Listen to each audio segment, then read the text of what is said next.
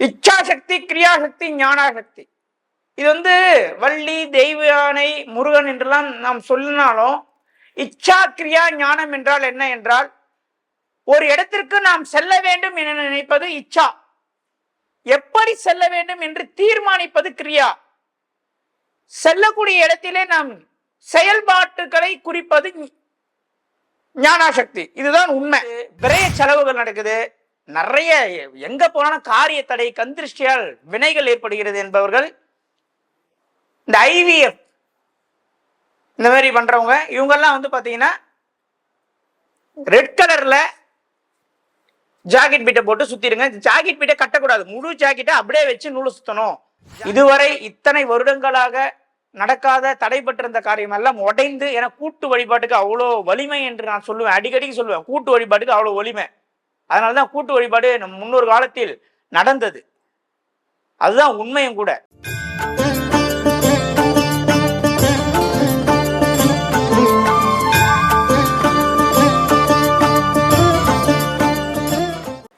சித்தர்யுகம் நேயர்கள் அனைவருக்கும் அன்பான வணக்கத்தை தெரிவித்துக் கொள்கிறேன்.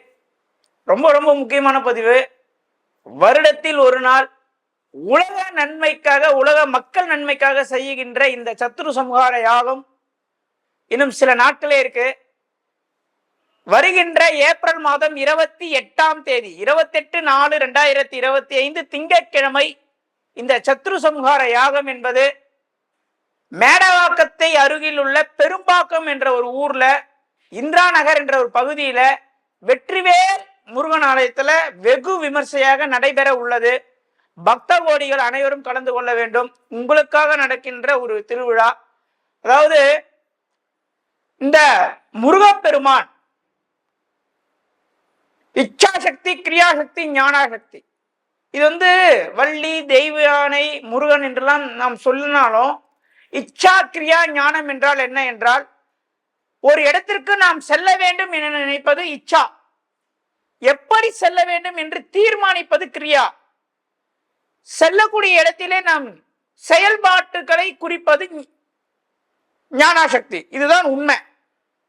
முதலிலே எண்ணம் தோன்றும், பிறகு எண்ணத்தின் அடிப்படையிலே செயலை தோன்றும். அந்த செயலின் முழுமையான முடிவை, ஞானத்தை தோற்றுவித்து அடிப்படையாக சொல்லக்கூடிய ஒரு விஷயமா நம்ம பார்க்கிறோம்.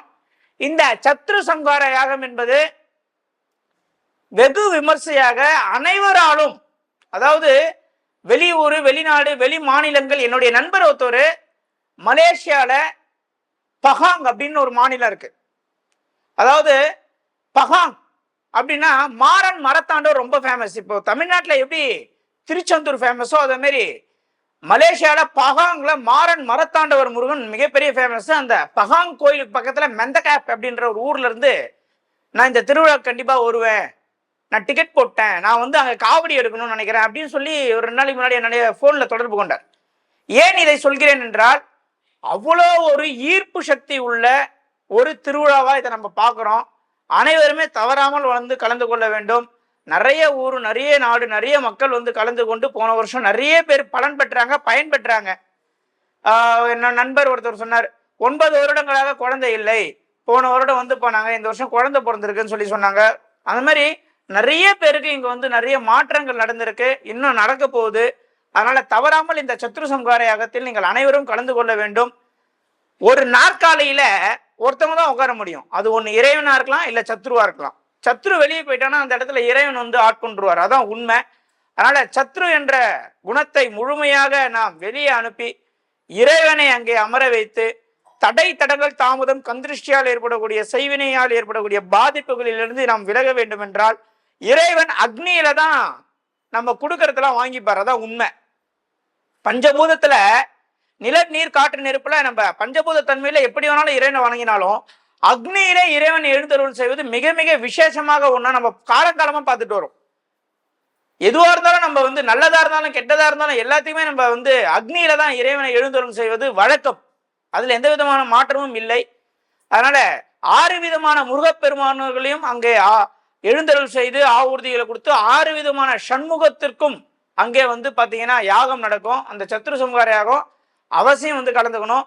முடிந்த பிறகு மிளகாய்த்தூள் அபிஷேகம்.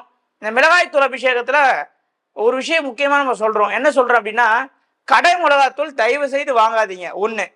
ரெண்டாவது, மிளகாய்த்தூள் எடுத்துகிட்டு வரவங்க தயவு செய்து நான்வெஜ்ஜு சாப்பிடாதீங்க. நான்வெஜ்ஜை அவாய்ட் பண்ணிவிடுங்க. திருவிழாவுக்கு முன்னாடியும் திருவிழாவுக்கு பின்னாடியும் 7 நாள். ஒருவேளை சில பேரால் தவிர்க்க முடியாத சூழ்நிலை, வெளியூரில் இருக்கீங்க, லாஸ்ட் மினிட்ல வீடியோ பார்த்தீங்கன்னா அட்லீஸ்ட் ஒரு 3 நாளைக்கு முன்னாடியாச்சும் நான்வெஜ் அவாய்ட் பண்ணிடுங்க. திருவிழாக்கு அப்புறம் ஒரு 3 நாள் அவாய்ட் பண்ணிடுங்க. நீங்கள் திருவிழாக்கு முன்னாடி எத்தனை நாள் இருக்கீங்களோ அதே மாதிரி திருவிழாக்கு பின்னாடியும் அத்தனை நாள் நீங்கள் விரத முறையை கடைபிடிப்பது தான் இதோடைய வெற்றி பலனை கொடுக்கும். மிளகாய்த்தூளை அரைத்து நீங்கள் எடுத்துகிட்டு வரணும். அதை எப்படி அப்படின்னு கேட்டிங்கன்னா, இப்போ பார்த்தீங்கன்னா இந்த மாதிரி சில்வர் புது பாத்திரம் வாங்கிக்கங்க. யூஸ் பண்ணாத பாத்திரம் புது பாத்திரம் வந்தால் வீட்டிலேருந்து எடுத்துக்கோங்க.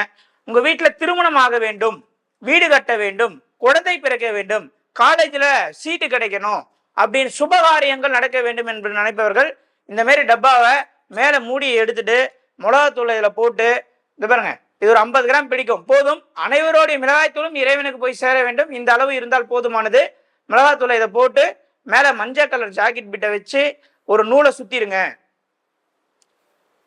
இல்லை சார், எனக்கு ஒரே வம்பு வழக்கு, கோர்ட்டு கேஸு, அடியில் தட்டில் சண்டை சச்சரவு, அடிக்கடிக்கு விபத்து, விரைய செலவுகள் நடக்குது, நிறைய எங்க போனாலும் காரிய தடை, கந்திருஷ்டியால் வினைகள் ஏற்படுகிறது என்பவர்கள், இந்த ஐவிஎஃப் இந்த மாதிரி பண்றவங்க, இவங்கெல்லாம் வந்து பாத்தீங்கன்னா ரெட் கலர்ல ஜாக்கெட் பீட்டை போட்டு சுத்திடுங்க. ஜாக்கெட் பீட்டை கட்டக்கூடாது, முழு ஜாக்கெட்டை அப்படியே வச்சு நூலை சுத்தணும். ஜாக்கெட்டை பின்னம் பண்ணக்கூடாது. சார் எனக்கு எதுவுமே வேணாம், முக்தி வேணும், மோட்சம் வேணும், ஞானம் வேணும் என்று கேட்பவர்கள் இந்த ஒயிட் கலர் ஜாக்கெட் பீட்டை வச்சு மேலே துணியை வச்சு ஒரு சுத்தி எடுத்துட்டு வந்துடணும். அதாவது எதிரிகள் தொல்லை நீங்க, பித்ருக்கள் சாபம் நீங்க, இதெல்லாம் ரெட்டு தான். சுபகாரியம்னா மஞ்சள், ஞான முக்தி என்றால் வெள்ளை. இந்த மாதிரி ஜாக்கெட் பீட்டை வாங்கி கட் பண்ணாம அதை மூடி மேல மூடி எடுத்துட்டு போட்டு சுத்தி வீட்டில் வச்சு காலை மாலை மதியம் அல்லது காலை மற்றும் மாலை நேரங்களிலே பூஜை செய்து வந்து, காலை மற்றும் மாலை நேரங்களிலே பூஜை செய்து நீங்க எடுத்துட்டு வந்து திருவிழாவில் சேர்த்துருங்க. மதியமே வந்துருங்க.